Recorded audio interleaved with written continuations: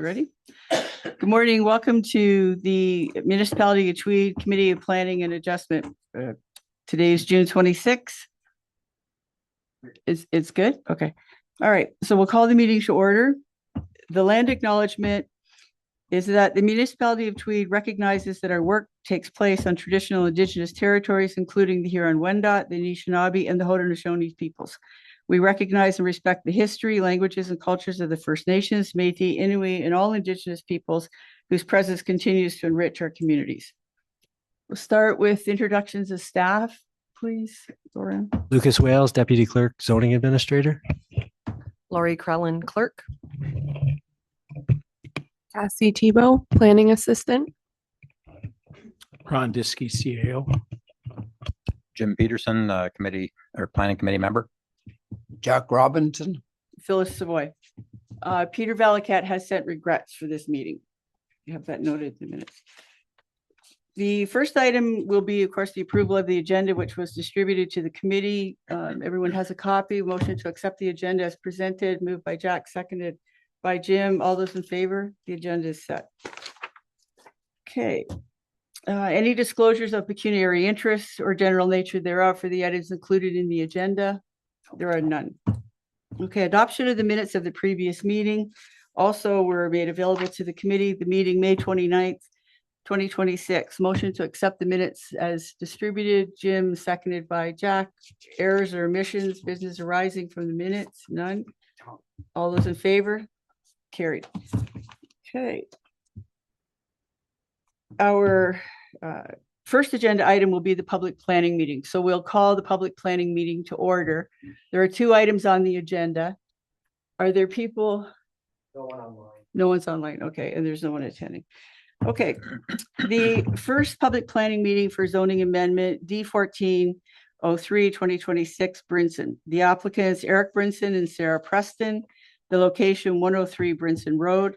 The purpose of the application in the public meeting is the purpose and effect of the zoning bylaw amendment D1404 2026 to amend the municipality's comprehensive zoning bylaw 2012-30 to rezone the above noted lands from rural zone RU to the rural residential RR zone to fulfill condition number 8 of the consent application of B7025, which granted provisional approval on November 6th of 2025, as the severed lot will not meet the minimum lot requirements of the rural zone.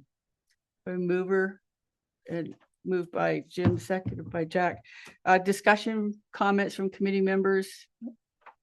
No, my only comment is just the condition of the severance. Yep. We got to get, yeah, and we'll get with this. Were there comments from neighbors or anyone? No, nothing. Okay.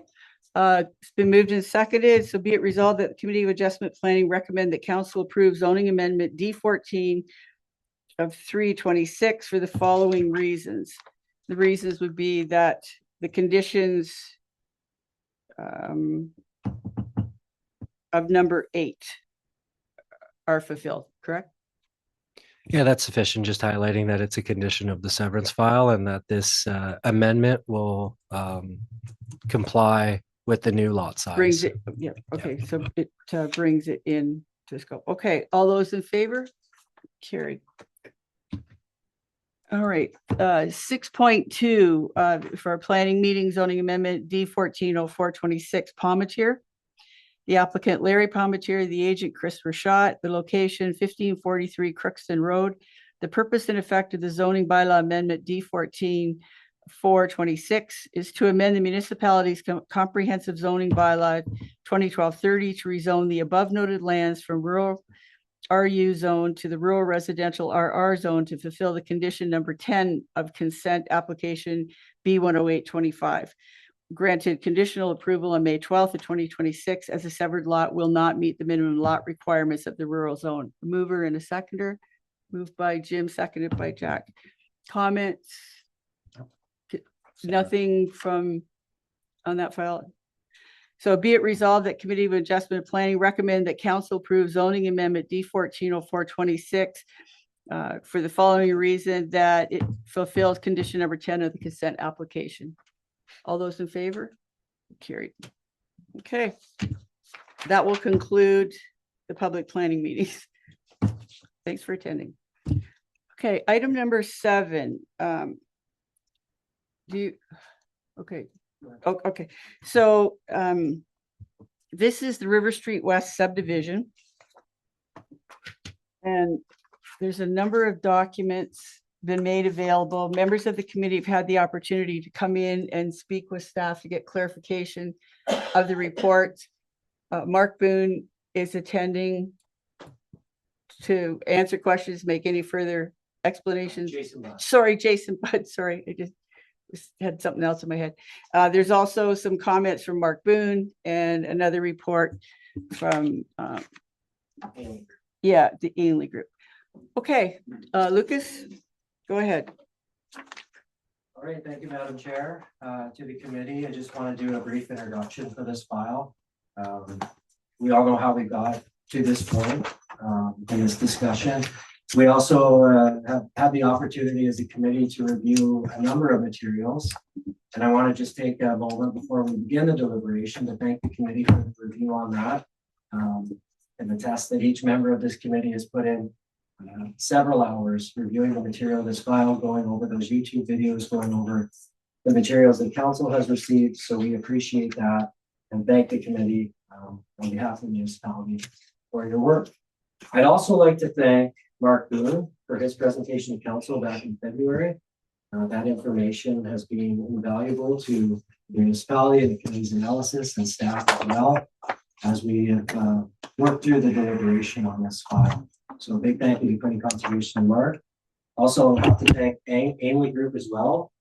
They provided a thorough presentation to council and presented mitigating measures that they presented as an alternative, as a solution for this file. Under the provincial policy statement, the municipality has an obligation to collaborate with the applicable conservation authorities, but we also have a duty to take a look at mitigated measures and alternative development approaches where appropriate.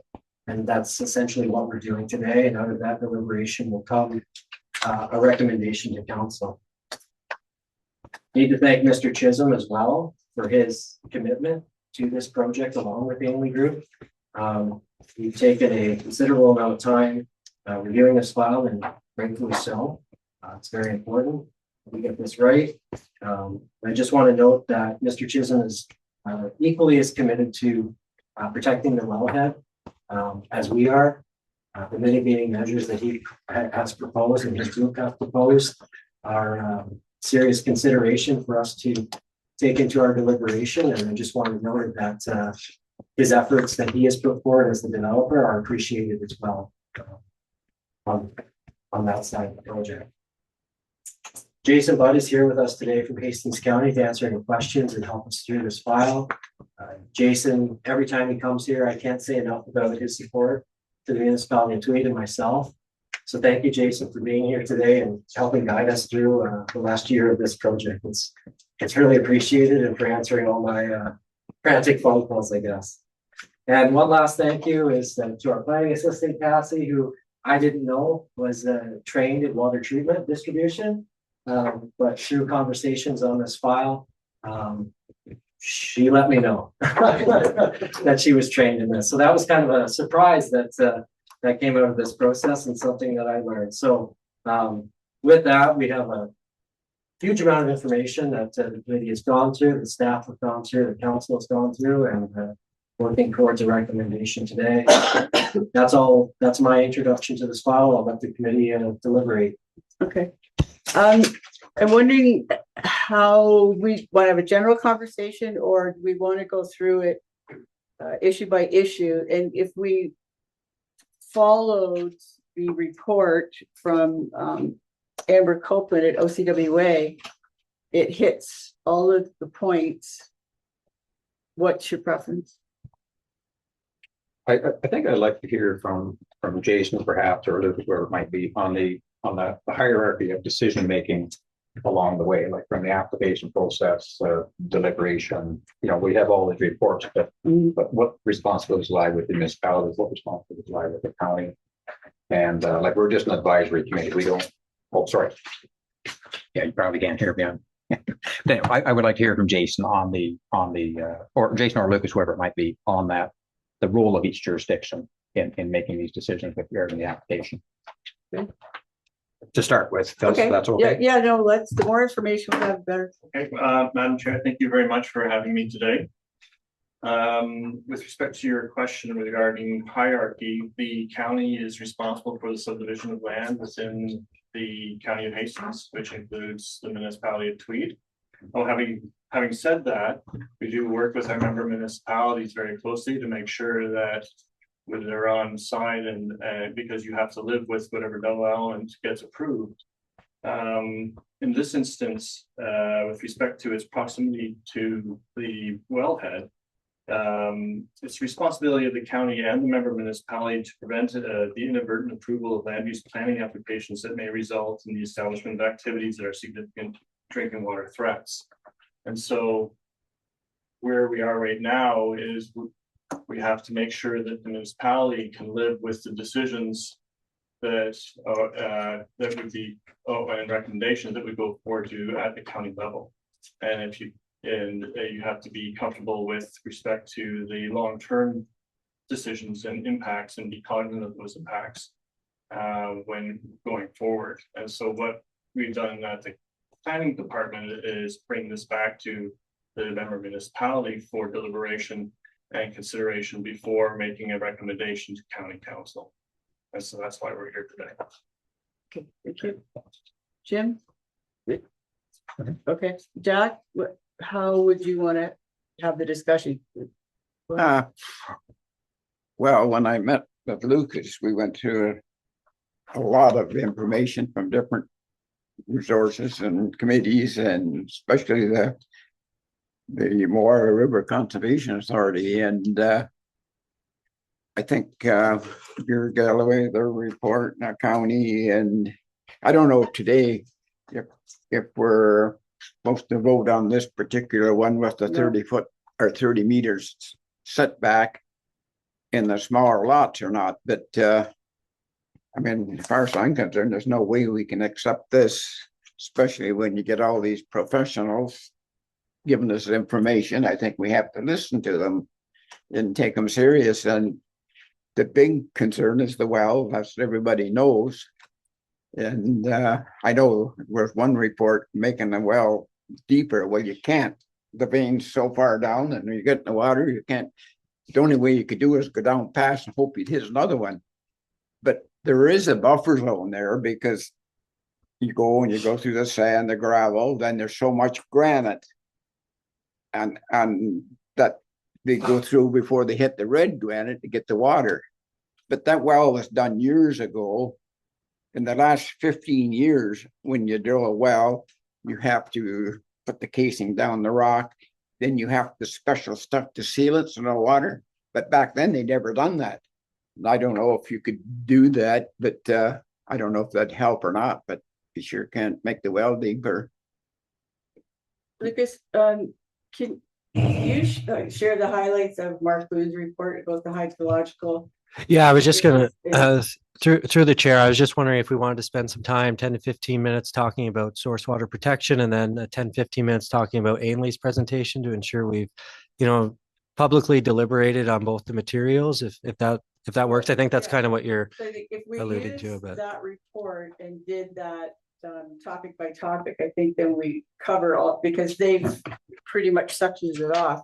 So if we do it that way, then we're sure to cover each of the issues that have been raised and then any other referencing reports that came with it. It'll take a little longer, but I think at least then the conversation is hopefully completed.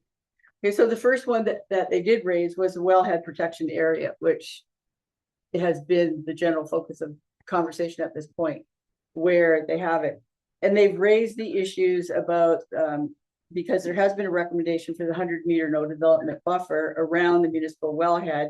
And there's a question there, and then the technical justifications that would allow development of the area, which we've been discussing in the report.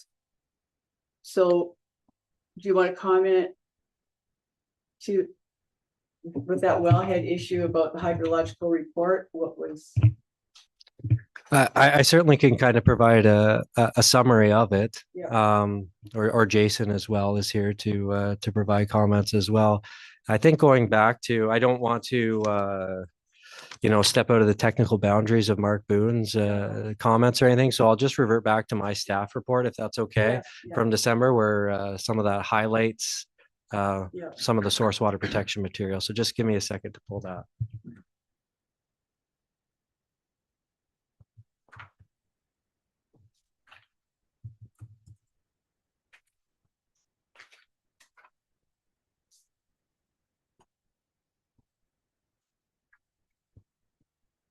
So as part of the circulation of the subdivision file in June of last year, Quinte Conservation provided their formal subdivision review comments outlining a number of issues, which you'll see in the material that you have before you, and then recommending a 100-meter buffer from the wellhead under source water protection policies to protect the integrity of the well that is servicing the urban area. And of note in those comments is that well 3 is our only functioning well for the or for the village of Tweed. Unlike other areas or cities or towns, Tweed relies on one water source. We don't have a viable backup system, so it's essentially all or nothing on this particular well. Those comments kind of encase that reality that we're living with.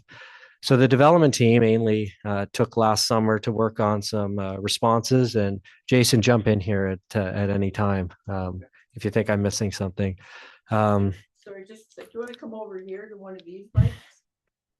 Would that be easier? Okay, all right, you got one? Okay, that's right. Okay, So sorry, Lucas. the development team on Ainley's side had the summer to come up with some mitigating measures. We can talk about that a little bit later. In October, Quinte Conservation responded to those mitigating measures that they had presented and said, you know what, a 100-meter buffer recommendation is still in place under source water protection policies that we have. We really feel that within Zone A of the source water protection area, there should be no development. It should be a prohibition, and it should be the highest level of protection implemented for the wellhead in Zone A.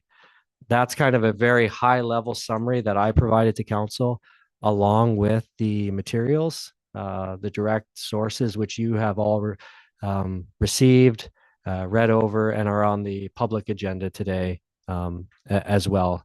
So those technical details are there, but that's kind of the summary approach that Quinte Conservation took on the source water protection side. Jason, do you want to add anything to that more technically? No, I think that you covered everything. Sorry. You're pretty thorough. Jim, anything on the wellhead issue? I was just back to Jack's comment on the well casing. My understanding is there's well casing there down to the bedrock. I kind of read that. It looked like the well casing went right down to the rock It goes right to the rock. in the well report there. Yeah, that's what I saw too. So just to address that, were you going to go over the Ainley presentation as well before? So I wasn't, through you, Madam Chair, I wasn't present for the Ainley presentation. But I do have the reports that would compare or a summary of the report by Blue Metric Environmental. And they did a hydrogeological study to determine mitigation measures to support the development, and came up with some recommendations. And the study concludes that the subdivision could proceed only if the following measures were implemented, and that is prohibit high-risk activities within the WHPA area, which is the area closest to the wellhead, handling, storage and application of pesticides and commercial fertilizers, handling and storage of organic solvents and dense non-aqueous phase liquids, agricultural activities, and fuel storage. So those would all be prohibited within that area. Prohibited within the wellhead protection area B would be fuel storage exceeding 2,500 liters in certain organic solvents. They recommended that development risk management plan be implemented to mitigate road salt, waste oil, PCB waste, and snow storage.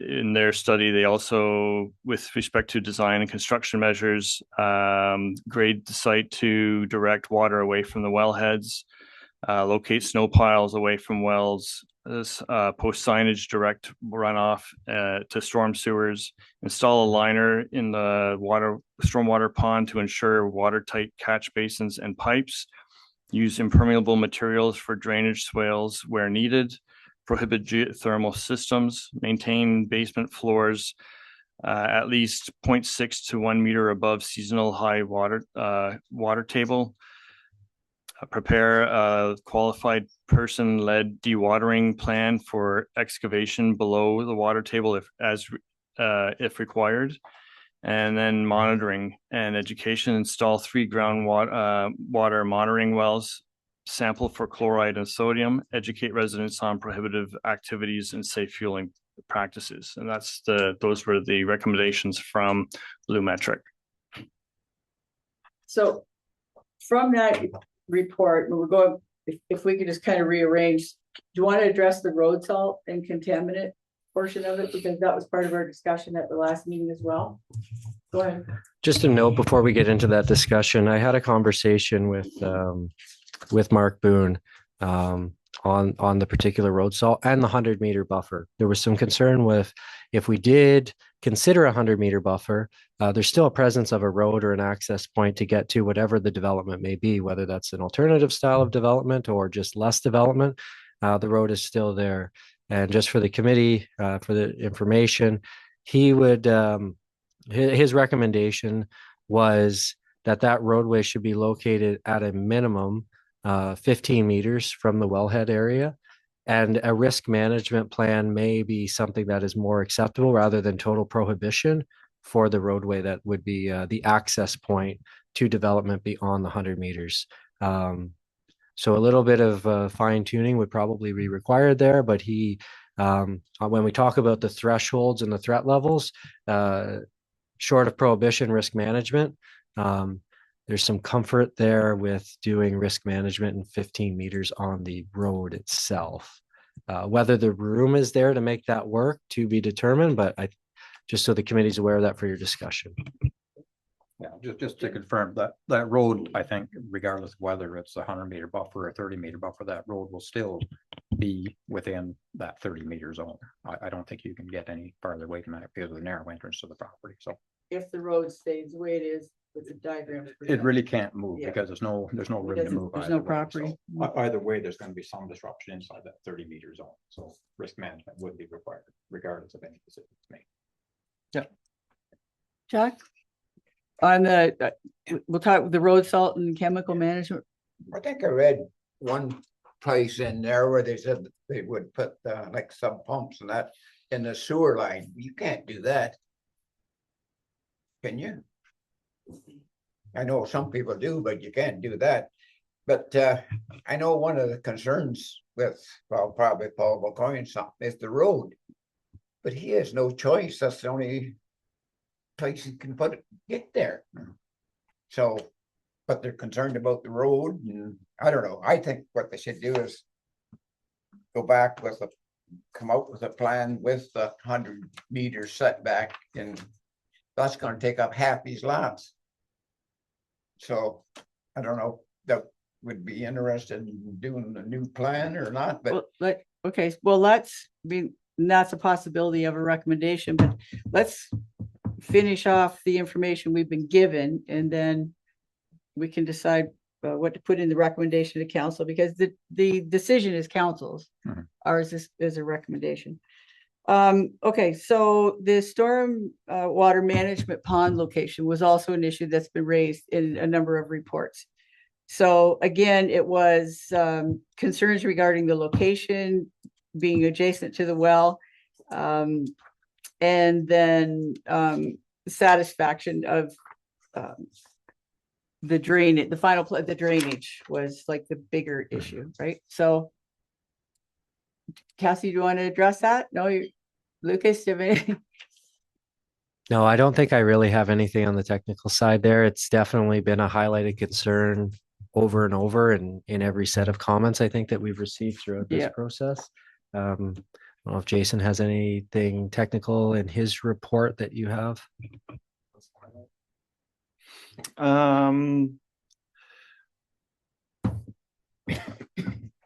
So the Ainley Group has been, they did a stormwater management report in support of their design. And they did some, based on some comments, did some minor modifications to it, but by and large didn't really change their initial design. And so the Conservation Authority has been consistent with their respect to their position regarding stormwater management and not having any retention on the property. But the design has maintained that the Ainley Group has maintained that retention has to be provided in some capacity. So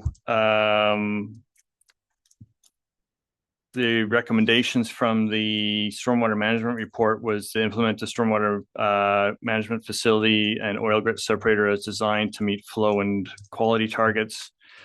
Ensure grading prevents uncontrolled surface water from adjacent lands and directs runoff to approved outlets.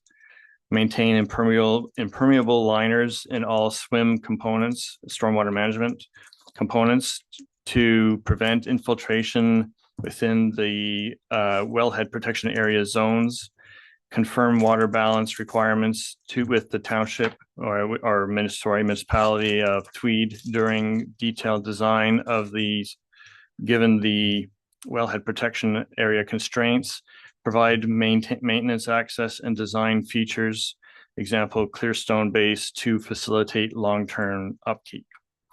And they, so they believe that given these recommendations that they could provide stormwater management to the proposed development without adversely affecting the wellhead, notwithstanding the proximity of that retention pond being adjacent to the wellhead.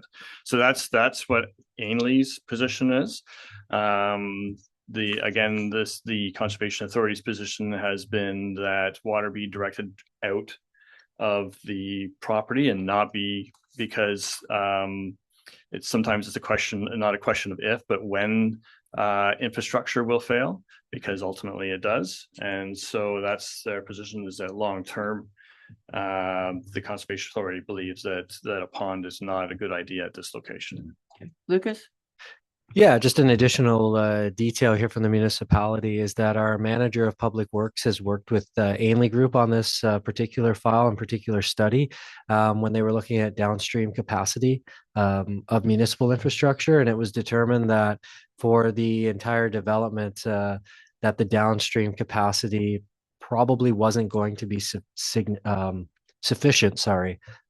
for what would be coming out of that site. Which I believe led to a small stormwater management pond still being proposed in the location that it is on this drawing. Jim, anything? I don't know, this is going a little aside, but we have two separate hydrogeologists, one suggesting that we maintain a 100-meter buffer, and then the other blumetric report from the hydrogeologist suggesting they do the mitigation within that zone. And I don't know, some of the key points to me that stood out were, especially that report you sent late, Lucas, that microbiological, am I saying that word right? Microbial The microbial report. That had a lot of detail to it as well. So, it is a relatively shallow well. And this whole idea that it is affected by under the direct influence of groundwater. It's hard to, I don't think Blumetric really addressed some of those issues that were in the report with regard to being very safe, with an abundance of caution inside that 100-meter zone. So I read one place there that, within one of the reports is that it should not affect the municipal drinking water. Well, should not really. They can't guarantee that they can protect these things or mitigate these things in a wholesome way. So we have two conflicting reports, and I think the reports we have from the CA suggesting 100 meters, having that abundance of caution, and still allowing development further back and using risk factors associated with the road that might be built through there. It's just we're trying to decide between two professionals, which one is giving us the better information. And as a municipality, we kind of have the responsibility of protection of drinking water. So I would tend to err on the side of caution. Lucas? Yeah, I'll just note in that the Blue Metric report, as member Peterson has highlighted, it does make reference to the microbial contamination control plan. I don't believe it really elaborates on the microbial contamination control. Microbial. Yeah, it's a hard one. It's a hard one. And I'm going to lean on Cassie here, but I think it's important for the committee to kind of understand the contents of why we have this. So it's our well is a Goody well, which essentially means, and Cassie will correct me here, it's a shallow well. It's not very deep. It's susceptible to surface water contaminants, essentially. And for our permit to take water from the Ministry of the Environment for the village, this control plan is required. One of the conditions of this control plan is that we essentially don't disturb the soil on site. And if we do, we'd have to go back to the Ministry of Environment and take a look at our permit to take water and what would have to be done to that well, if anything could be done to continue to have a permit to take water to supply the village, which is kind of a big municipal factor, I guess. Of just over 700 hookups, right? That's 700 correct, homes? commercial and residential, yeah. Okay, Jim? Yeah, like what I read out of that report, maybe Cassie, if you want to elaborate, like it says to me like there's about, I think there's 9 or 11 meters of overburden of fairly porous material. Like we're not dealing with clays and silts where the water is held up. So, and then under that is bedrock, and then at 15.5 meters, I think is where we first hit water. So that water source is only down 50 meters, and it's only like about 5 meters into the bedrock, and that's where the term, Goody, under the direct influence, that water, that 50-day zone of travel is up to 225 meters. So everything that 100 meters could be affected within less than 50 days. So any disturbance or transport pathways that are developed through there, it indicates to me that there's vulnerabilities that are fairly apparent. Like if we disturb that site, and like you say, if we disturb that filtration on top, and that's what that microbial report is suggesting, that we have to keep that layer intact. Otherwise, you might be doing extra work on the well as well, or the municipality maybe in future. So that report indicate clearly that you shouldn't disturb that area within 100 meters. Otherwise, it could easily have effect. So that's my understanding anyhow from that report, Cass, if I'm reading it somewhat correctly. The water's not down very far is what I'm trying to suggest. Yeah. And it's a wonderful well.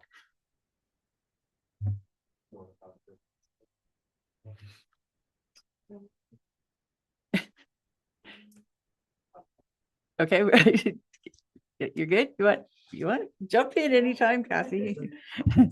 Okay, all right. Jack, anything on that issue? Well, yeah, but you get that well, and you got so many feet of sand and gravel, then so many feet of green granite before you actually hit the water. So it would take quite a huge amount of salt before it would penetrate the wall. So, but I still think we need 100-foot buffer zone, and we should go back to the drawing board if he wants to continue. Well, but in those reports, basically what they've said is trust the science, and they can make recommendations based on the current science and past practice. There's so many different things are happening right now, like weather events and all the rest of it. We just don't know what could come our way. I mean, we can't predict the future, but we have to be considerate of the fact that it is the only source for that area. Right. So I think that microbial report does bring a lot of light to it. Lucas? One thing that I like to do is look for case studies where things are successful to demonstrate evidence-based approaches to things. Ainley Group was tasked with that, and we've done a little bit of research ourselves. And since these source water protection policies have come into place, we've really, both sides have come up short in trying to find a case study where within a zone A of a wellhead protection area, development has even has occurred. most of what I found was it doesn't get to this point essentially. These discussions really don't even get to this point. It's kind of flagged, I guess, before we ever even get into discussions like this. Now, I do want to note, though, in talking with the developer, the other side of this is that there are many areas across Ontario where there's development within source water protection areas that existed prior to source water protection policies. There's just no particular case studies in reference to the policies that have existed over the last 16 years or so. That's just for the committee's consideration. Has there been internal discussions about the infrastructure issue? What that would mean, infrastructure for that area? Yeah, there has been with the manager of public works, particularly on the stormwater management side of things. There's been discussion with Ainley Group directly in terms of capacity. Capacity for water and sewer, not necessarily an issue, is my understanding, for servicing for the municipality. We're good on that. We've had discussions around, the road width, and we've had discussions around the cul-de-sac and whether it's correct, the proper terminology here, barricaded off at the end, or if it's open for future development. We've had those types of discussions. So yeah, the answer is yes. There's been a number of different infrastructure type discussions internally about this project. So budgetary discussions as well and financial implications. I think internally, yes. From a planning perspective, there's been some analysis completed. It's hard. So what I like to do when we get, and this is fairly new to the municipality, I like to go out to MPAC and try to get some data on, okay, we've got this proposal coming in based on the potential assessment that we're going to be receiving from this new development. What does that look like financially? And MPAC kind of always says, well, Lucas, we don't know exactly what those structures are going to look like. We don't know how many bathrooms, we don't know bedrooms, but they're usually very good to give, a general guideline of what that assessment would look like. And then our manager of public works has replacement infrastructure costs for the various items that would be in there. So we run a little analysis ourselves to make sure that the revenue generated from these types of growth areas, I guess you could call it, Tweed's version of sprawl, I guess, is that the revenues that will, be obtained from the project over the years, 30, 40 years, would be sufficient to kind of help replace some of those infrastructure costs moving forward. And at this level, it is sufficient based on numbers and estimates that we have today. So many different economic factors will factor in down the road. Inflation, climate change, there'll be all kinds of different things that'll move those numbers, but those things are looked at by staff. Okay, so because that will be important when the recommendation goes to council, that they have all the information so they can make the decision, because this has been a really lengthy process for everybody. So the more information they have, the better. The groundwater impact sump pumps, that's, we can't right now because we're not really certain. The recharge, I think, was addressed in both the reports about the volume. So that information was made there. Wellhead security and operational protection. Again, those are part of the control issues toward the end of it.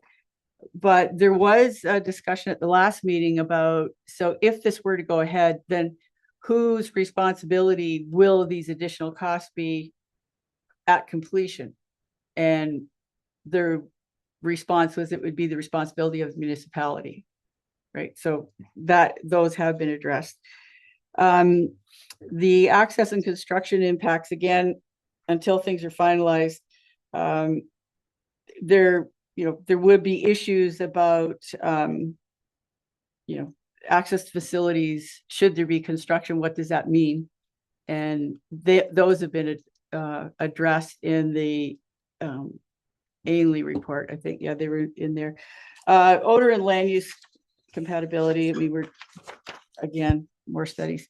So the overall perspective of all of the reports that we got and the presentations that we've had, We were being asked to, the highest priority to respond to protection of the municipal well supply and make recommendations based on that firstly. Any outstanding questions related to stormwater management, et cetera, that those be addressed. And I think we've discussed them at each presentation. They're discussed in every report. There's recommendations there about what that would mean. And then confirmation from Cooney Conservation about source water protection concerns. Are they being satisfactorily addressed? So I think that covers all of the points that we were asked to address as a committee prior to making the recommendation. Undoubtedly, we've missed something or something else comes up out of it. Lucas, is there a report that we forgot or? No, just as We kind of maybe are getting closer to the tail end of the discussion. I'll just, I go back to the provincial policy statement underwater, that we are encouraged to collaborate with the applicable conservation authorities. And I believe our committee today has demonstrated and council has demonstrated that we have done that. We're also we may require mitigative measures and or alternative development approaches. I think we've discussed some of those today, as well as Mr. Budd has highlighted in his report from December around what some of the mitigating measures that Ainley has proposed as well. So under the provincial policy statement, just kind of to encapsulate our discussion, confident the municipality has fulfilled its obligations to look at both sides of this proposal. Okay. Committee members, anything that we've missed that we think we need to bring into the conversation? No? I think very well covered everything. I think we've covered the most of it, yeah. Okay. What, from the perspective of council, Ron, like, because this has been at council repeatedly, is there anything else that would help council get to the decision, or they're just waiting to hear?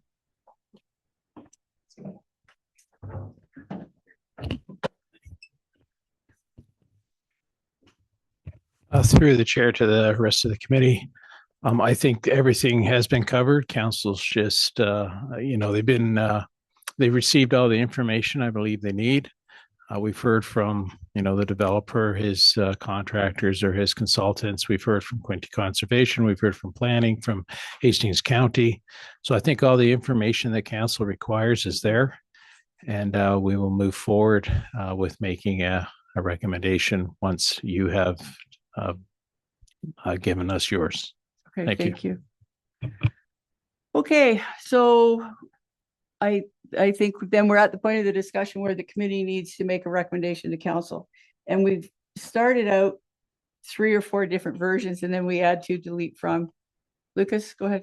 So for guidance to the committee, I do have some draft recommendation that's based on the original staff report from December. And if the committee would like to change, amend, and edit that, that's what we're going to be working on now. Based on the discussion today, perhaps the position has changed since December, since we've watched those presentations. So I'll just share that draft resolution, and then we can work on what a final recommendation. And that would be the same one that was on page 3464 that was included. No, oh no, okay, it's different. No, it's all right. It's slightly different. Slightly different because we've had a little bit of the information. Okay. All right, well, let's get a motion forward to see where we go. So the motion would read, be it resolved that the Committee of Adjustment Planning has undertaken an in-depth review of all comments, file materials related to the River Street West subdivision. And further, that the Committee of Adjustment Planning recommend to council to uphold the 100-meter source water protection buffer from wellhead 3 as recommended by Cooney Conservation and the Ontario Clean Water Agency. We have a mover and a seconder. Moved by Jack, seconded by Jim. Okay. Do we want to put any other conditions in there, like recommend other conditions? I guess one of the concerns is the road and, Paul McCoy from the Quinte, but they don't have any other Where choice. to put it, right. It's the only way in there. Luke, go ahead. For that particular parcel, yes, that's correct. Yeah. All right. But I think you were saying also that Mark Boone said you could have a risk management plan for that road, keep it as far away as possible. Yeah, we didn't want to get in. So one of the things is I didn't want us to make a recommendation either way, whether it's 30 or 100, and then come back and say, well, we can't do the road anyway, right? Mhm. Because the road is necessary to provide frontage to Right. the development. Verbally, he has confirmed a risk management plan for that threat level assessment would be appropriate.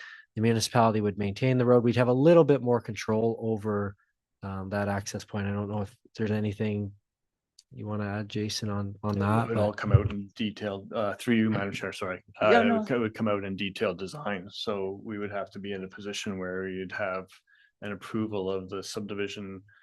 And then through detailed design, we would work on the road location and pitch and drainage and all that stuff. Mhm. So Yeah. that would come out in detailed design. Yeah, at that point in time. But we have to give a parameter somewhere for the process to get started. At that point in time, then the applicant could make the appropriate decision going forward from there. Okay, I think, Jim, anything that you think should be in there as a condition? Yeah, not specifically as a condition. If you want some, do you need any other supporting information, Lucas? Why we came to this conclusion, or I guess it's recorded anyhow, and they can go back and watch us on YouTube if they wish, or.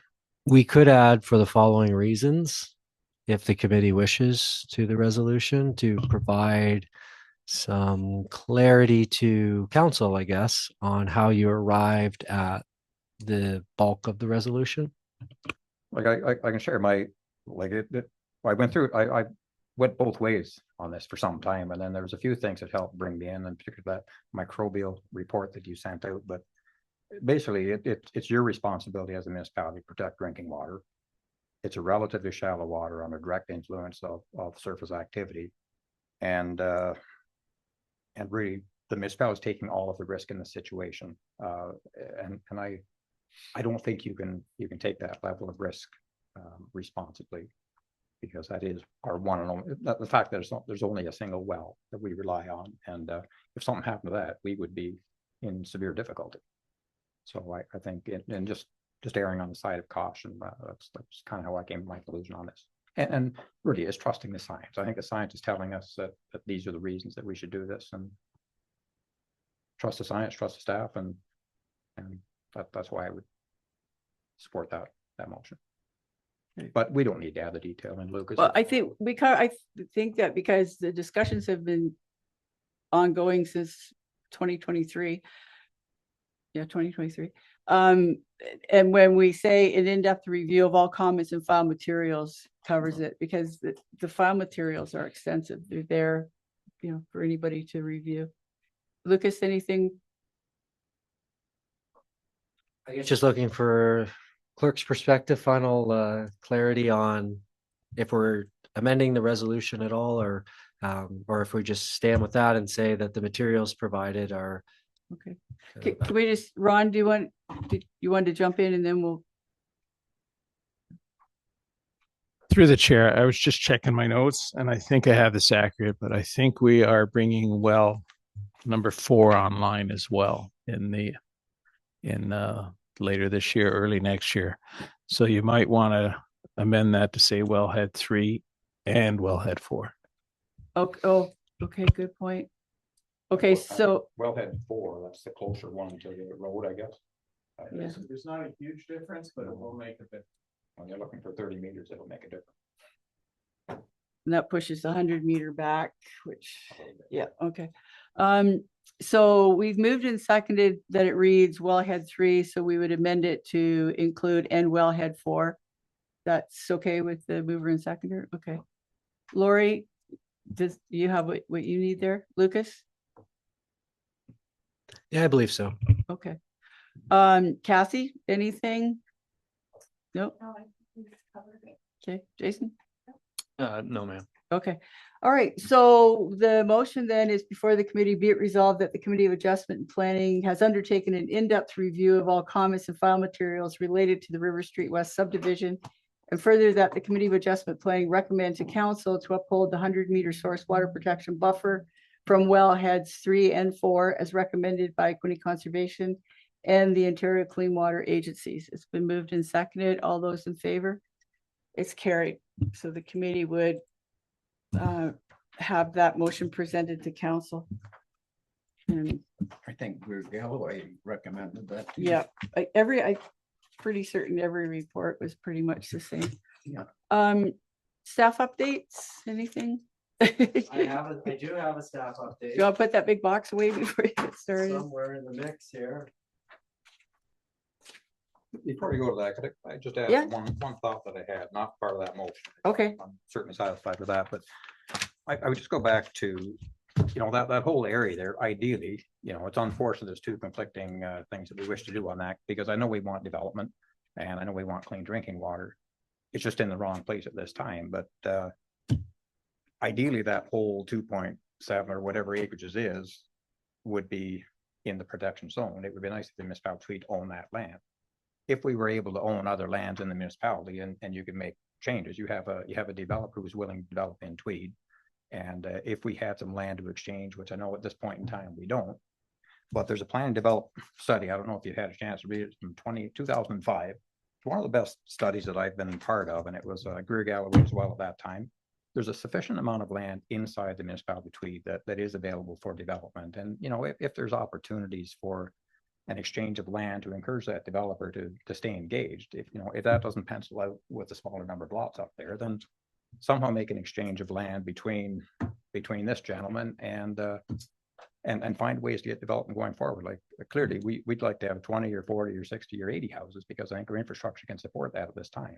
So there are other opportunities, and this report it was an urban planning study, and it shows areas within the municipality that are available. They're under private ownership clearly, but if there's opportunities to encourage that developer to remain committed and find opportunities, I think the opportunities may be there. It So would certainly be something that I think would be worthwhile for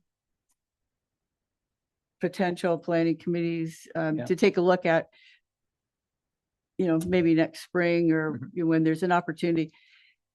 Because it'll be very time consuming in 2005 to update it, but still there's a parameter there. Mhm. There's a template. We could take a look at Yeah. that, or whoever. the yeah, see committee- this report, for instance, it recommended at the time to add water sewage capacity, and we developed a lagoon after that. Yep. It encouraged the identifying areas for long-term development. We established that up on that site. It recommended things like moving light commercial, like Rajats, down on the highways. We have Rajats down there. We're going to have an abattoir down there. So those things that were recommended, and they happen. So I think there's other things in here that we could address, like converting brown zones into more development, and there's opportunities there, I think. And Lucas, you could study that up in your spare time. Yeah, no, it's timely that Member Peterson brings that up. We had a report on the other night at council for a particular piece of property that the municipality owns that we're not proceeding with at this time. We need a development strategy. It may be time to reopen some of those studies that we do have on file, take a look at the accomplishments and recognize how far we've come, what we still have to do, and take a look at those other properties.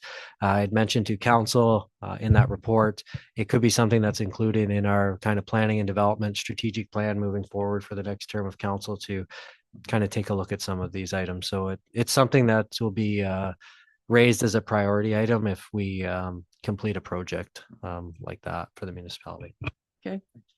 Staff updates? Yeah, through the chair, I'd like to give, it's a rapidly changing world these days in terms of legislation. And it seems like every meeting we have something else to discuss, and I'm just continuing on that trend, trying to find something to provide the committee with an update on. The clerk, Lori, and myself were at AMCTO conference recently this month. Not really a planning focus, more of a clerk's focus, but part of that was talking about artificial intelligence, a couple of sessions, and the Ontario Land Tribunal has just put out some direction on the use of artificial intelligence. And I thought I'd just share that with the committee, that we're committed that to adjudication as being a human responsibility. So essentially, they've outlined in their guidance to municipalities that, AI makes mistakes, it fabricates legal cases, and it misrepresents facts. So there's a require to disclose if you're going to use AI at the Ontario Land Tribunal for applicants. So it's just information for the committee in an ever-changing world. And as we, have these tools that are available to us, we have to keep in mind that the province is providing us guidance on how to use these things. That's current legislation or proposed legislation? This is a direction from the Ontario Land Direction. Tribunal office themselves. Yeah. All right. Okay. Anything else? Lucas, any other issues for the committee? I think that's it. Lori, anything? Ron, anything we should be working on preparing again before it arrives? Jason, anything from your end? Okay, well, thank you for coming in. It's been very helpful. Okay, motion to adjourn. Moved by Jim, seconded by Jack. All those in favor, meeting is adjourned. Thanks, everybody.